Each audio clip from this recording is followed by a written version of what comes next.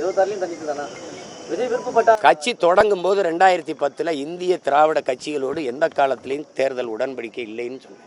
இதுவரை கடைபிடிக்கிறேன். 4 தேர்தல் பொது தேர்தலை கடந்திருக்க 5வது முறையும் ஒரு அரசியல் இயக்கம் உலக வரலாற்றில், இந்திய பெருநாட்டின் வரலாற்றில், தமிழ்நாட்டின் வரலாற்றில் 4 முறை தோற்று, உள்ளாட்சி தேர்தலையும் தோற்று, எல்லா இடைத்தேர்தலையும் தோற்ற பிறகும் தோழாமல் 5வது முறையும் தனித்து 234 போட்டி போடுதுன்னா அது ஒரே ஒரு அரசியல் இயக்கம் தான் இருக்குது, நாம் தமிழர் கட்சி போடும்.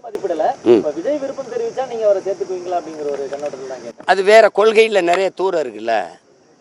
நீங்கள் பெரியார் கொள்கை வழிகாட்டிங்கிறீங்க, நாங்கள் பிரபாகரன் கொள்கை வழிகாட்டிங்கிறோம், அயோத்திதாசன், ரெட்டமலை சீனிவாசன், MC ராஜாலாம் கொள்கை வழிகாட்டிங்கிறோம்.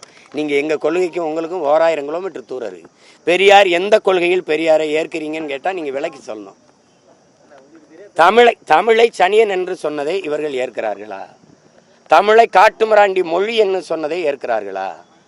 தமிழ் படித்தால் ஒன்னத்துக்கு உதவாது, பிச்சையீடு கூட லாய்க்கப்படாதுன்னு சொன்னதை ஏற்கிறார்களா?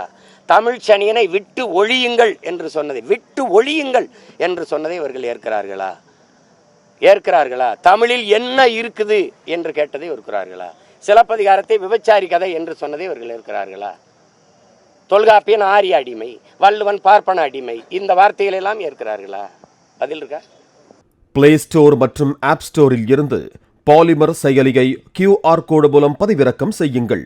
செய்திகளை உடனுக்குடன் பெறுங்கள்.